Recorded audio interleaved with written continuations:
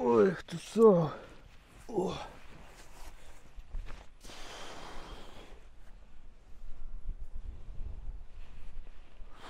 What the fuck? Kaip čia dabar taip visiškai pasikeitė viskas? Sveiki kolegos, šiandieną palyginsime šiuos du traktoriukus. Tai yra Ferm Truck 26 ir Kioti KL2510. Ką? Taigi sakiau sulyginti. Šiame įraše mes nelyginsim, kuris traktoriukas iš jų yra geresnis. Dirbsiu su traktoriuku ir pasakysiu jums savo nuomonę, ką aš apie jį galvoju. Apie Ferm Truck aš tą jau padariau, tai jeigu norit pažiūrėti, kokia yra mano nuomonė apie Ferm Truck ir platesnį jo pristatymą, tai paliksiu viršui nuorodą, paspauskit ir galit pasižiūrėti apie Ferm Truck. Na, o šiandien mes labiau akcentuosimės būtent į Kioti, nes aš jį bandau pirmą kartą ir taip pat turiu pirmą kartą, bet kadangi aš esu vairavęs tik tai vieną vienintelį traktorių, tai yra Ferm Trucką, tai tiesiog kaip alternatyvą vis laiką palyginsiu su Ferm Trucku. Tai va čia taip, o Ferm Truck'e taip, bet labiau visgi akcentuosimės mes būtent į šį traktoriuką, tai yra būtent Kioti. Ferm Truckas turi 3 cilindrų Mitsubishi variklį 1319 kubinių centimetrų ir yra 24,7 arklio galios. Kioti taip pat yra 3 cilindrų variklis, tačiau yra 1647 kubiniai centimetrai ir yra 24,5 arklio galios bendra traktoriaus galia. Ferm Trucko keliamoji galia didžiausia yra 750 kg, Kioti yra 740 kg. Abiejų darbinių velenų sūkiai yra tokie patys, tai tiek to yra 540 sūkių, tiek to yra 540 sūkių per minutę. Abu traktoriukai gali būti tiek su mechaninė greičių dėžė, tiek su hidrostatinė. Tai palyginimui vėl turim skirtingus. Maniškis yra su mechaninė, kadangi aišku kažkas taupi pinigus, nesakysim kas. Na, o šitas yra su hidrostatinė pavara, taip kad aišku jie yra skirtingi ir važiuoti su jais pojūtis bus skirtingas. Apie matmenis čia kalbėti neapsimoka, nes matmenys gali būti skirtingi dėl jų padangų. Tai yra abu šie traktoriukai turi kelias skirtingas padangų variacijas, tai agro ten padangos gali būti, kaip pas mane, pavyzdžiui, ant Ferm Trucko tai yra tos žemės ūkio padangos, taip pat gali būti žolės padangos ir gali būti pramoninis padangos, ant abiejų padangos yra skirtingus.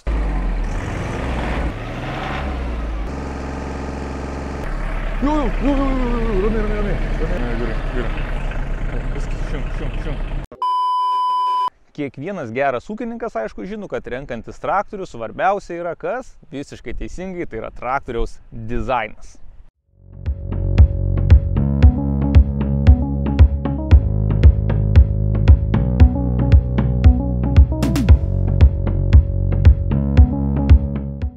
Pirmiausiai, ką pastebėjau Kioti traktoriuje, tai va čia yra daug daugiau vietos, o galite pažiūrėti, kiek yra vietų štai čia. Ferm Truck'e vietos yra daug mažiau ir plius čia visos tos rankinos, kai aš lipu lauk, dažniausiai dirbu su šortais, tai jau keli šortus suplėšiau, nes kai lipu čia užsikabino šortai ir aš tuomet lipu ir pasikabinu ant tos rankinos su šortais, tai gerai, kad dar neužtriusiku, bet vietos anam yra daugiau. Daugiau čia viduje tai viskas labai panašiai, šviesos, posūkiai, čia taip pat yra tas, kad kai atsistoji neužgestų traktoriukas, greičių palaikymas, čia rankinis greitis ir aišku yra, kadangi hidrostatas, tai yra tiesiog 2 pedalai, vienas spaudžiat važiuojate į priekį, kitas spaudžiat važiuojate atgal ir yra tiesiog rankinėlė, kur jūs galite pasidaryti arba low, arba high, tai tiesiog greičiai yra tik tais 2, low, high. Nu, hidrostatas yra tikrai žiauriai geras dalykas ir, nu, bet jis kainuoja pinigus, hidrostatas kainuoja pinigus. Rankinė. Ir taip pat turime šlaunų reguliaciją. O kitoj pusėje turim darbinį. Kaip ir minėjau, darbinis yra toksai pats kaip ten, tai 540 apsisukimų. Ferm Truck'e kuro bakas štai čia. Kioti bakas yra gale. Pagaminta yra Made in Korea, pagamintas Korėjoje. Korėjoje gaminimo kokybė, manau, tikrai yra aukšta, tai tiek automobilių pramonė, tiek, manau, ir traktorių pramonė taip pat turėtų būti išvystyta gerai. Pats svarbiausias dalykas traktoriaus viduje, tai yra vieta, kur pasidėti gėralą, tai čia turim, viskas tvarkoj. Ai, beje, čia dar kažko tai vienu trūksta, žiūriu, kažkokia reguliacija, dar yra kažkokia tai opcija, turbūt, kurią būtų galima užsisakyti papildomai. Ir čia dar atsiranda kažkokia tai papildoma reguliacija, tai čia šiuo atveju jos nėra. Kai važiuoju su Kiočiu, jau pravažiavau čia pro lauką, atvažiavau, visiškai nėra baimės, kad aš su juo apvirsiu. Tu kai važiuoji tiesiog vairą pasuki ir viskas, jokios absoliučiai baimės apvirtimo aš nejaučiu. Kas sekat mano serijas, tai jau žinot ir matėt, kai tveriam tvorą, tai tiesiog visą laiką tu važiuoji baimė, kad apsiversi. Su jo dar neapsiverčiau. Tu, kaip sakant, ir tikiuosi, kad niekad neapsiversiu. Ir taip, galbūt tai yra tiesiog toksai įspūdis susidaro, kai jisai palinksta, kad tu jau tuoj apvirsi, bet su juo važiuojant visada yra įspūdis, kad aš apvirsiu. Tai yra dėl to, jog tiesiog šito ratai yra platesni ir aš Farm Truckui galėčiau tokius ratus, man Farm Truckui reikėjo tokius ratus pirkti ir irgi viskas būtų buvę gerai. Tai čia tas apvirtimas yra mano feilas tiesiog ir aš jau tokius ratus pasirinkau. Pats suklydau. Šiaip Farm Truck'u aš nesiskundžiu, bet jis turi vieną labai didelį minusą, tai yra tas tepalavimasis. Na, jisai visur tepaluojasi. Man tai žiauriai nepatinka, va vėl kaip matot, jeigu čia pažiūrėsim, visur tepalų yra, čia taip pat visur apstepalavęs. Naujas traktoriukas, kas tas yra 80 valandų pradirta, yra nieko ir jis visur turi va tokių vietų, kur tepaluojasi.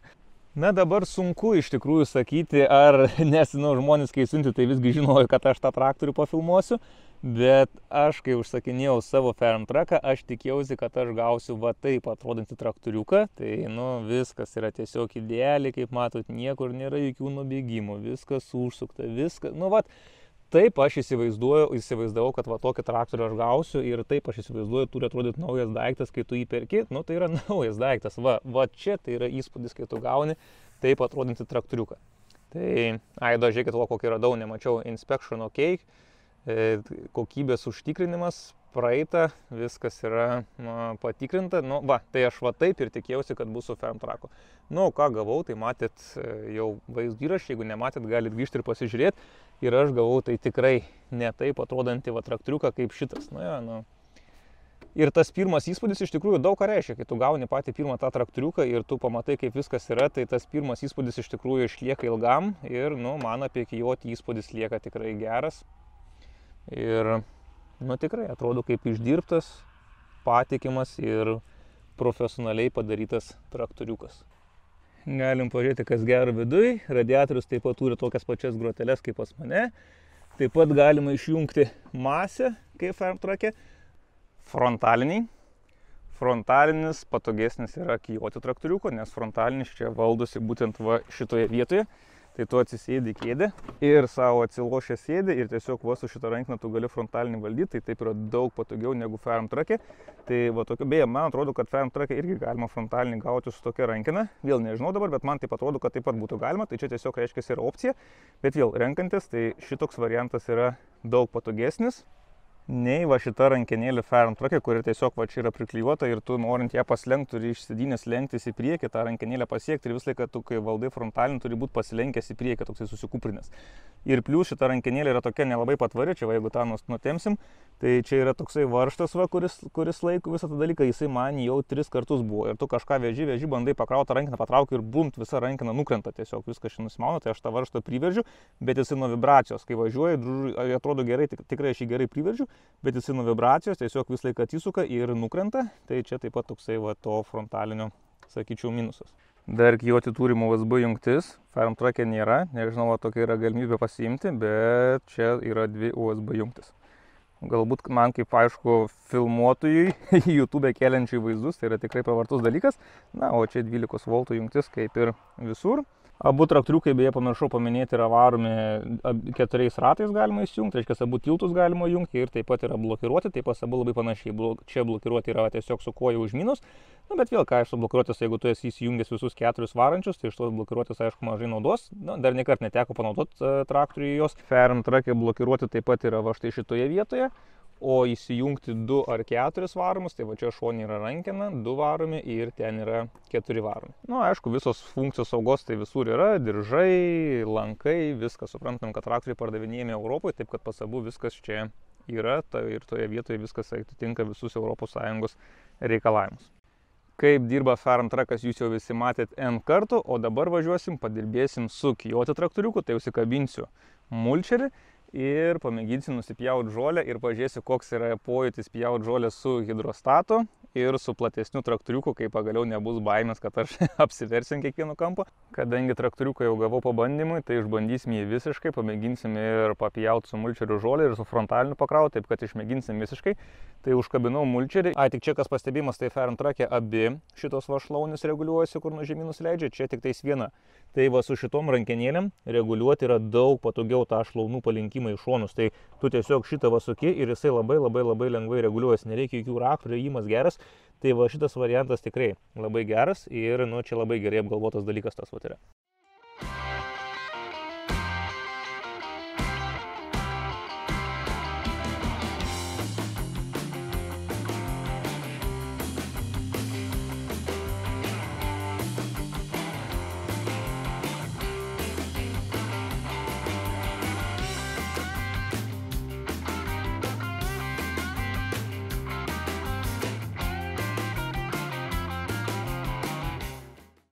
Papjojau žolę, čia pravažiuota, čia nepravažiuota, galit pažiūrėti skirtumą, nežinau kodėl taip yra, bet čia žinokit rimtai faktas, su šituo traktoriuku šitas mulčeris pjauna geriau.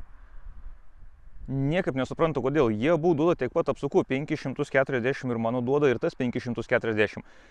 Bet pažiūrėkit, atsisukit vaizdo įrašus, kur aš rodau kaip su savo pjaunu ir pažiūrėkit kaip atrodo su šituo nupjauta. Tai daug gražiau nupjauna, bet nesuprantu niekaip kodėl taip yra. Tikrai gražiau nupjauna žolę. Ir kas svarbiausia, važiavau didesnių greičių negu aš su savo pastoviai važiuoju. Ir jisai gražiau vis tiek nupjojo žolę. 24 hours later. Aš vis dar negaliu nustoti galvoti, kodėl mulčeris ant šito traktoriaus veikia geriau. Ir jeigu aš klystu, tai pataisykit mane. Bet man atrodo, tai yra būtent dėl to hidrostato. Nes va čia yra ta greičio rankenėlė. Ir kai tu tą greičio rankenėlę duodi iki galo, tai tuomet darbinis velnas sukasi greitai. Ir nepriklauso nuo to, kaip aš spaudžiu tą akceleratorių. Tai ar aš spausiu jį daug, ar aš spausiu mažai, darbinis velnas vis tiek sukasi visą laiką taip pat. Tai dėl to aš manau, man ir pjauna geriau. Pas mane, jeigu aš atleidžiu akceleratorių, tai ir darbinis pradeda lėčiau suktis. O jeigu tu važiuoji kažkokie kalnai, duobės, dar kažkas, tai tu vis tiek bet kokia atveju atleidi tą akceleratorių, tuomet darbinis sukasi lėčiau ir man už tai taip jisai iškapoja tą žolę. Nu nežinau, man aš priėjau prie tokios išvados, tai jeigu aš klystu, tai parašykit žmonės į komentarus. Pas mane irgi turbūt galima žaisti šitai, bet tuomet pas mane reikia su sankaba reguliuotis viską. Pjaut žolę su hidrostatu yra patogiau, tai čia yra faktas. Ir atėjo laikas ištestuoti frontalinį krautuvą, tai pažiūrėsim, kaip yra darbas su frontaliniu krautuvu. Šitas frontalinis dar turi tokią galimybę, man jos reikėjo, tai va, kaip matote, jisai gali būti plaukiantis. Tai jeigu tu į priekį rankiną nuleidai, jisai tuomet yra plaukiantis ir jeigu kažką reikia lyginti, važiuoti atbulai, tai tikrai labai gera funkcija.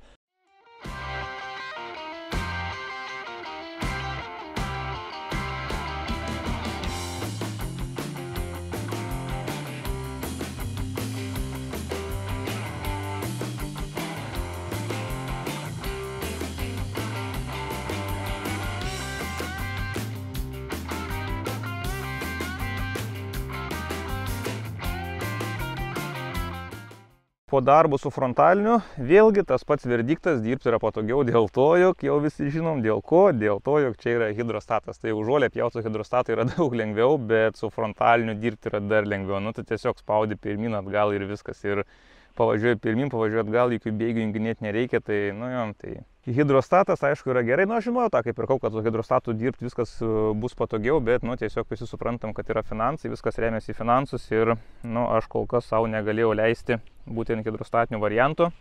Dabar išbandžiau ir, aišku, dabar bus labai sunku grįžti prie savo mechaninio varianto.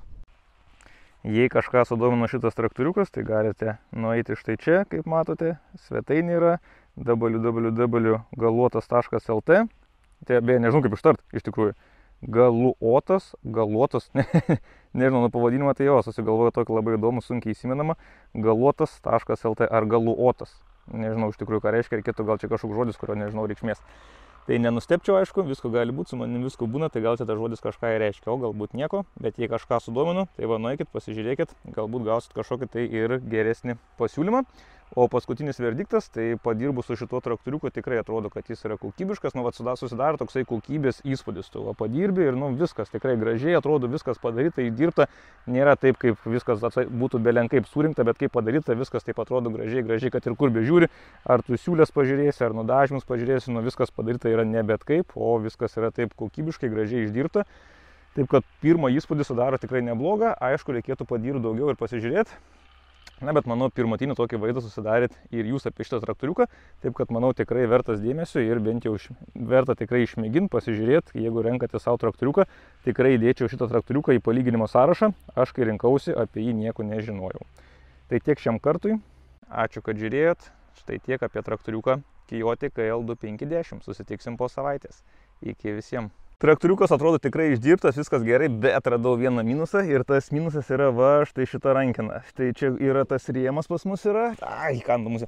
Jeigu apsiversit, kad geriau aišku neapsiversmit apsaugusius ir va čia jį galima nulenkti tą rankeną atsukus, tai jau dėjau 2 kartus alkūnį, nes va galit pažiūrėti šonu, kai tu padedi ranką, tai yra štai čia ir va priepat yra tas ir kai tu važiuoji per kokią duobę ar dar per kažką, tai va tiesiai jisai remiasi į šitą, tai čia porą kartų jau alkūnę barkštelėjau šitą, tai čia nu va tas kažkaip tai neapgalvotas variantas.